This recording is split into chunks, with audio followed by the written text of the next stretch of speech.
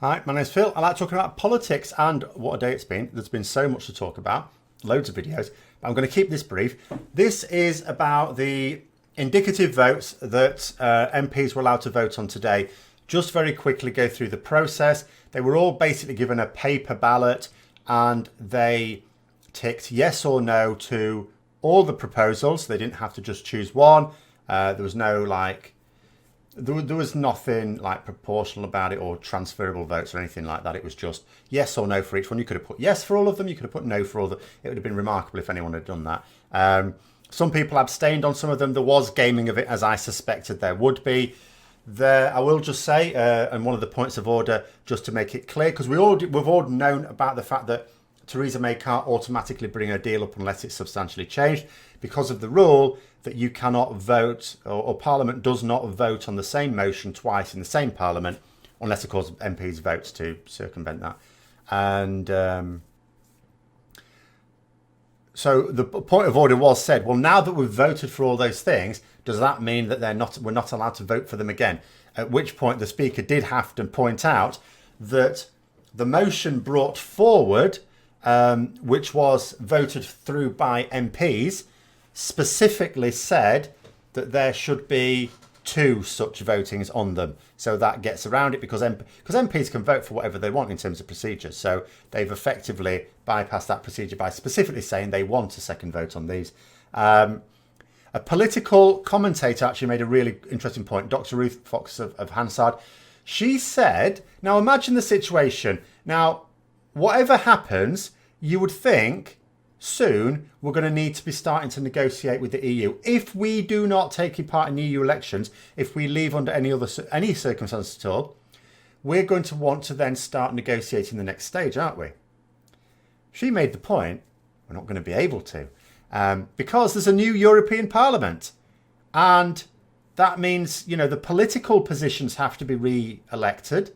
So there's no one to negotiate with. And this could go on till like October. It could be October with us in limbo, not being able to do anything. Particularly damaging the case of a no deal. If we go out with a no deal and then we realise the full horror of what's happening, like a month or two later and go, oh my God, what have we done? We can't do anything. We're stuck with it till October at least. We can always talk to the unelected bureaucrats or civil servants, as we'd call them in this country, but they can't make decisions. Despite what Brexiteers keep telling us, only elected politicians do that, and there won't be any, not in those key positions that are allowed to negotiate. So, how did the votes go? So, a number of votes. Very interesting. So, no deal, as expected, heavily beaten, but beaten by 400 votes to 160. So, no deal actually had 160 MPs voting in favour of it. Note that 105... What was it? 105. Sorry, need to correct. Yes, 105 in the earlier vote sort of said they wanted no deal by the weekend, even though I don't know Happen really did. But this is 160 certainly saying they want a no deal of some format sometime, just not necessarily right now. Some of them will accept that our statute books are not ready. I mean, that's a fact. We have laws missing. They were making this point today in the technical debate as well. There are things not ready. For example, there are some solicitors that are practicing in this country that will not legally be allowed to practice. So, and the same applies to all sorts of people.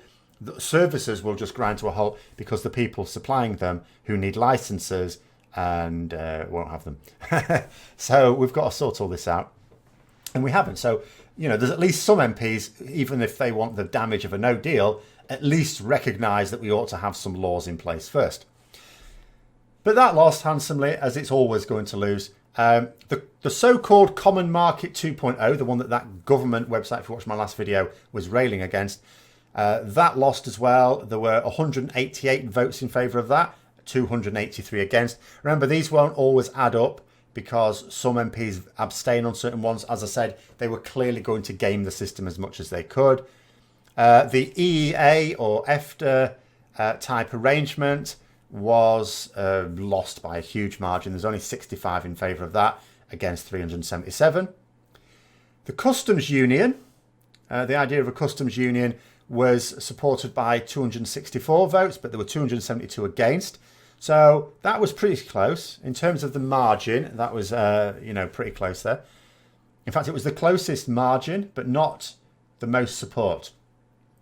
Labour's alternative, which is a customs union, alignment with the single market, whatever that means, and continuing standards with the EU to protect, protections of UK citizens. That got 237, but 307 voted against it. That one is always going to lose because that's a party political thing. It's Jeremy Corbyn's thing, and it's always going to lose. I do not know why he keeps pushing it. And it's not that, it's not a decent starting position for negotiations. It's just that it's never going to get through. Revoking Article 50, it got 184 votes, but 293 against. I mean, like I keep saying, that's not... There are tidier ways of doing it. And a public vote got 268 votes in favour of, but 295 against. But that got the most votes for any of these proposals. And then finally, the contingent preferential arrangements. That's your Malthouse bit. That's your cherry picking one, your unicorn one. 139 in favour of, 422 against. Most MPs now. That's ridiculous. Unfortunately, you can sort of guess where most of those 139 would have come from. So basically, the public vote got more support than anything else. And Blackford, the leader of the SNP in Westminster, did have to mention that the House didn't agree to anything. Well, he said two things, actually, important points. First of all, the House didn't agree to anything of those lists.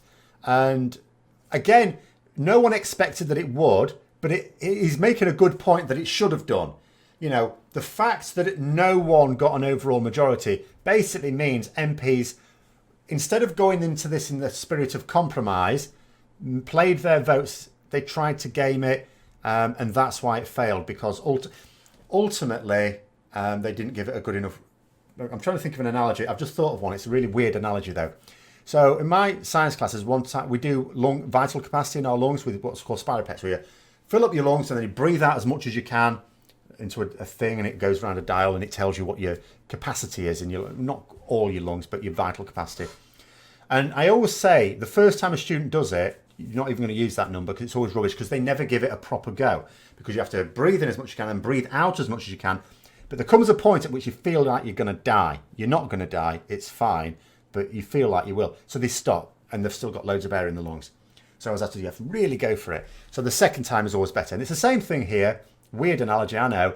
But the first time, they just needed to see that this isn't going to solve anything if they try and game the system. We need more MPs to stop trying to game the system. And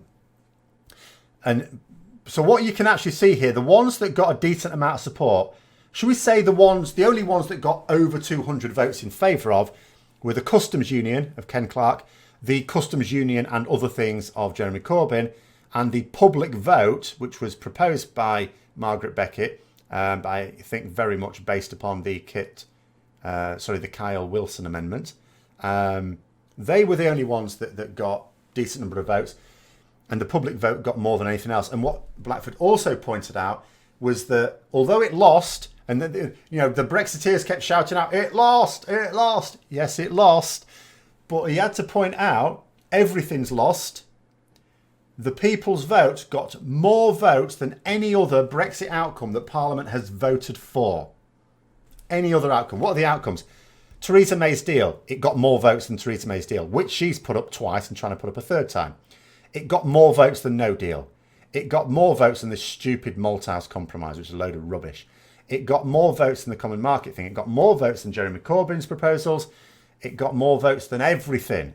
Of all the ways we could actually go forward, it got more votes than everything. Yes, it lost. But we've got to do something. One of the outcomes has to happen. There is no... Well, we can just stay in the EU forever. But that's sort of like the people's vote, isn't it? Except we're not giving the people a vote, which we should.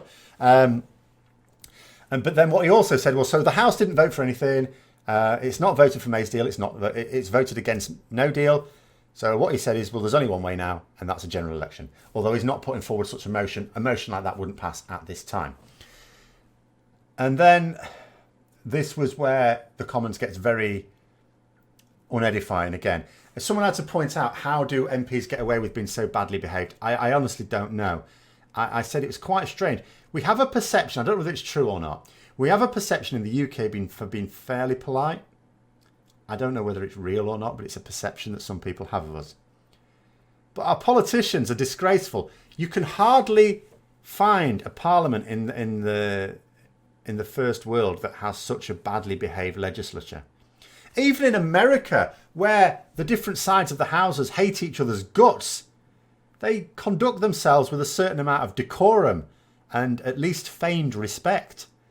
You know, we don't in this country. So Anna Soubry, who was former Conservative MP, now left the party, and she was just getting shouted down for ages. And good on her at one point, you know, because you only get so much time to have their say. And they were trying to point out she'd gone over this time, and she had to shout back at them, well, if you hadn't kept trying to shout me down, I could have finished 2 minutes ago. But again, she was noting that the people's vote got more votes than any other outcome that Parliament's voted on. I mean, that's basically that's the outcome. That's the reality of it. And then there were more Tory attacks on other Tories. I mean, this is what's going on. Like you usually imagine the House of Commons, you know, attacking across the chamber between the opposition benches and the government benches, but it's not. It's between the government benches, and it's some of these attacks are really nasty, and that is the problem. I said in the last video, that is the problem with Brexit. The Tory party, who are split, they're like the Democrats and the Republicans in the US Senate or House of Representatives that just hate each other's guts. It's not functional. We have a minority government that has a very divided party, and Parliament is not equipped to cope with this. We are completely screwed. I really don't know what's going to happen next week. Something has to happen next week. Something has to happen next week. But I don't know what it is. Maybe some clues will reveal themselves over the coming days. Who knows? But anyway, that's what I've got to say on the indicative votes and how they went. There's a proposal to change the system for voting and try again on Monday, maybe with transferable votes or something, or at least debate it. We'll find out what happens there. We'll find out if May puts her deal up this week and if that finally gets shot in the head, you know, taken out back like old Yeller. And we'll know more at the weekend. So thanks very much for watching. If you've enjoyed the video, don't forget to click the like button, subscribe for further content. And until next time, I'll see you later.